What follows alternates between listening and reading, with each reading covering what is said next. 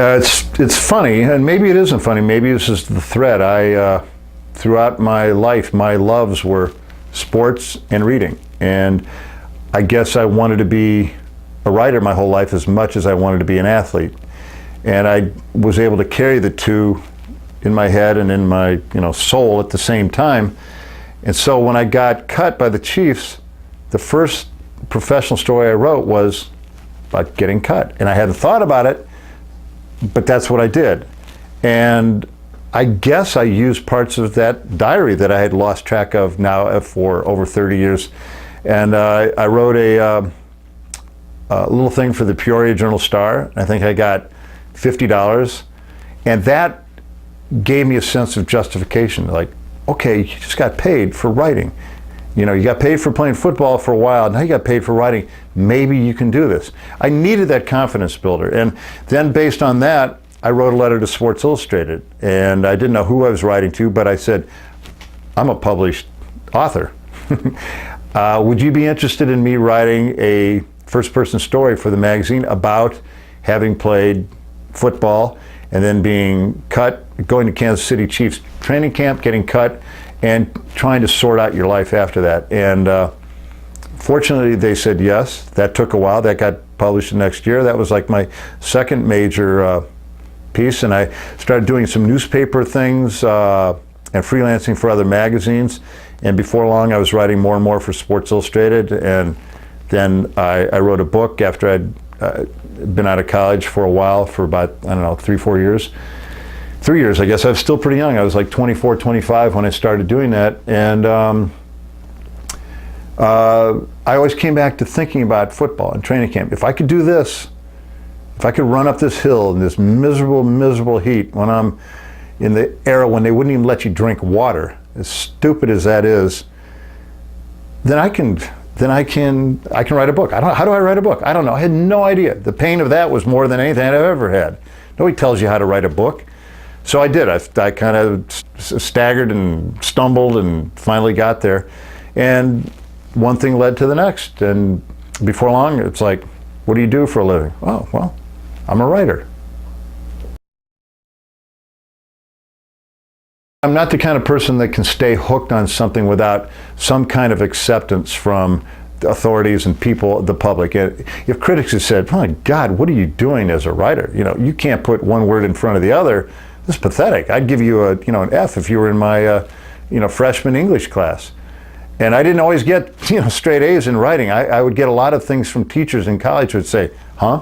They'd maybe say, "This is ungradable." But every now and then I get one of those where the teacher would say, "This is thoughtful. You write like somebody who's a writer." And Bill Gleason, I write about this in my book. The old columnist for the Chicago Daily News and the Sun-Times. And he's interviewing me, and I'm a junior at Northwestern. And we had a pretty good defensive secondary, and they picked me, because I was going into my senior year, they picked me to be the guy who would talk. And so I talked, and at some point he has a cigar and he says, "You talk like you should be a writer. I think you want to be a writer. You should be a writer." And I didn't say much, but it was like, whoa, I don't think I'd ever felt a warmer, happier feeling. I'd been endorsed. Everybody needs somebody to say you can do it. And I needed somebody to do that. Now the $50 from the Peoria Journal-Star, in a certain way, that was like the whole world saying, you can do it. You can do it. If you work hard, you can do it.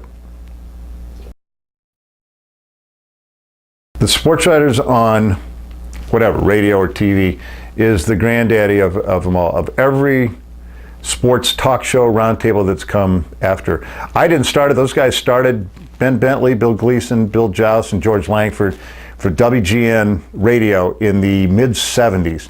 And it might have been the greatest radio show ever, because you had four voices you could tell apart instantly. One word, you could tell them all. You had an image of them. You could see Bentley with his foghorn voice. You could see the cigar in his mouth. Because you could hear it when he was talking. You could hear it going up and down. Wonderful, gifted speakers. And then that became a TV show about 85, 86. And we sat around and we argued, we debated, we tried to bring facts to the table. We all were writers, actual honest-to-God writers, except Bentley, who was a ring announcer, which was perfect. And from that came the sports reporters, on ESPN, which was the first one to copy it, with Dick Schaap, whom I dearly loved, and still sad to see him gone. I've talked to his son Jeremy about that a bunch. And after that came all the game show kind of things that you see everywhere. There's a round table, sports round table in virtually every city in this country. And everybody tries real hard, but I don't think they'll ever duplicate the original, because you can't go back and create those conditions. These were guys who didn't want to be on TV. That's the whole difference. Everybody's like, man, I want to get on TV. I really want to be on TV. I mean, it's nothing to see a man walking along with a makeup kit now. It's like, hey, that's cool. Yeah, you got to put powder up so you don't look bad on TV. They tried to bring makeup into the sports writers one time, and Joust and Gleason just scoffed. And Joust one time had cut his head. And he had a pretty bald dome, and he had, I don't know, 5, 6 stitches in his head, and the threads were still sticking up. Then there's a little congealed blood there. We didn't even put makeup on that. And afterwards, the producer, John Roach, said, that's as far as we're going with that. I know you guys won't wear makeup at Joust. You've got to wear a stocking cap next time.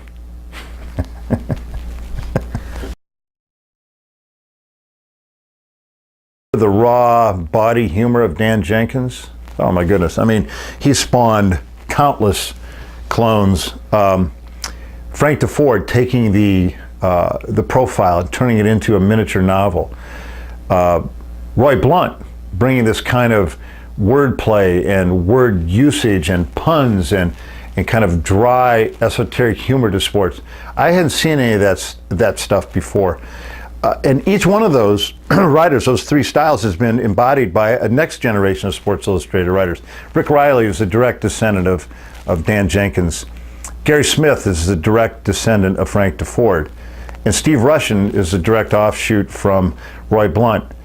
I read some great sports novels, and there's those missiles through the night that explode. Just one great book. I think of a book, Leonard Gardner, Fat City, about boxing. It's just a magnificent novel, and he hasn't done another thing.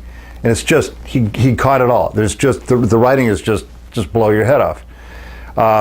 Some of Hemingway's fishing stories, I'm not sure how you could ever do those again. There's always whether it's war or competition or bullfighting, there's always something like that at the root of a Hemingway story. So I don't know if I'd call him a sports writer, but he's certainly right there.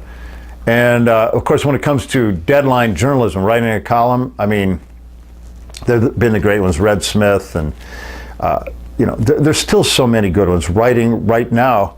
But to me, my real heart is not in deadline writing, because, as they'll often say, deadline writing nobody can do better than me faster. And I'm thinking, the beauty of a great short story, a great novel, a great book is however long it takes you, make it as good as it can be. George Plimpton, I should have mentioned, is one of my favorite sports writers. There's a guy who brought the skill of writing to sports. Now, he was no athlete himself, and I knew George a little. Very gracious, wonderful guy. I was at his house for a party not long before he died. He died, even though I guess he was older, he died. It sure seems sudden to me. But his book and subsequent movie, Paper Lion, gave people an inside look into football. And I think maybe it captured, in the book at least, a lot of the pain, suffering, and joy, and ambivalence, and the rose-like quality of football. And a lot of that was because of his skill as a writer and because of what his antenna picked up. It wasn't just all this and it wasn't just all that. It wasn't sugar-coated and it wasn't all bitter. It was in between, and magnificent job.